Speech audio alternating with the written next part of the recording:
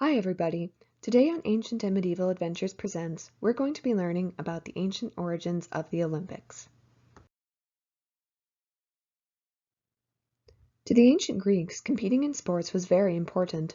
In fact, the word athlete is a Greek word referring to someone who competed for an award. Being an athlete was an overall important achievement in the Greek world. Sports were so important that the Greeks came up with a series of 4 yearly festivals where athletes would compete against one another. They were called the Olympic, Pythian, Nemean, and Isthmian Games. These 4 festivals each took place every 4 years, so every year there was at least one major sporting competition for people in Greece to go to. Altogether, these 4 games were called the Panhellenic Games, which means all Greece games, and people from all over Greece came to participate in and watch these festivals. The Olympic Games were one of the oldest athletic festivals the Greeks celebrated and were also considered the best of the ancient athletic competitions. The origins of the games aren't well known. One myth states that Heracles, or Hercules as you might know him, established the first version of the Olympic Games. Another myth says that Pelops founded the Olympics in order to get the gods to forgive him for a crime. Although we don't know exactly why the first Olympics happened, the date of the first games is slightly more certain. The first ever Olympics took place around 776 BCE. The ancient Olympics were celebrated in honor of Zeus, and just like the modern games, the ancient Olympics occurred every 4 years.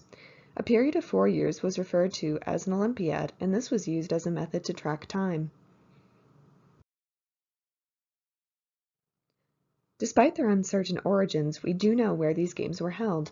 Olympia was located in the state of Elis in southern Greece, and this site is where the Olympics were held. Olympia was a sacred site even before the Olympics were created because it was a place people would come to worship Zeus, the king of the gods.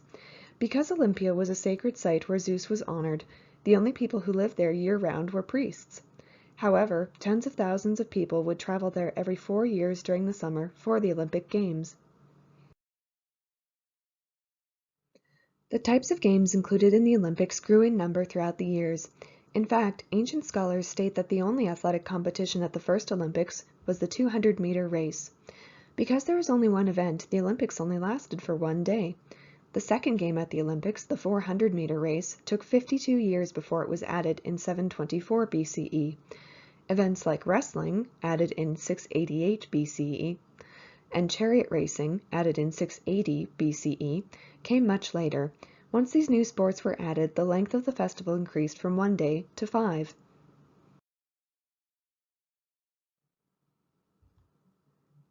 There were 2 categories at the Olympic Games that people could participate in, men or boys. There were no ages defined to join either group. Additionally, unlike the modern Olympics where people from all over the world can compete, in the ancient Olympics only Greeks were allowed to participate. Another important fact to note about the Olympics is that there were no female-specific events, and women could not participate in the athletic competitions. However, it is known that some women did win the Olympics in chariot racing events by owning the horses and chariots that were used. The Olympics inspired other games to be created. The Pythian Games held in Delphi were established in 582 BCE. The Isthmian Games in Corinth were also established in 582 BCE, and the Nemean Games in Nemea were established last, in 573 BCE. Each of these competitions was founded in honor of a certain god. The Pythian Games were held in honor of the god Apollo, the Isthmian Games in honor of Poseidon, and the Nemean Games in honor of Zeus. The dates for holding these games were strictly followed based on the 4-year cycle. The Isthmian Games were only held during May to June, while the Pythian and Nemean Games occurred between July and August. These 3 Panhellenic Games, along with the Olympics, were called the Crown Circuit or the Big Four. If a person won all 4 games, they were called the winner of the circuit. The awards the athletes were competing for were not easy to win. They had to prove they won using their sweat, effort, skill, and at times blood.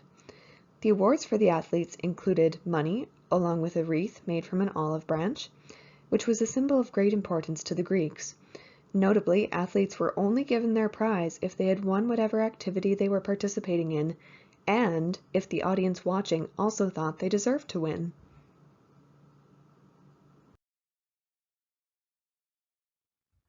The Olympics and other Panhellenic Games continued through the Roman era and into the early medieval period, when the last ancient Olympics took place in 400 CE.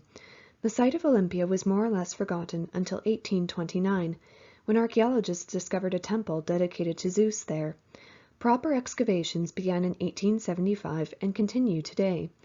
The modern Olympics weren't founded until 1896, but they are well on their way to lasting as long as the ancient Olympics did.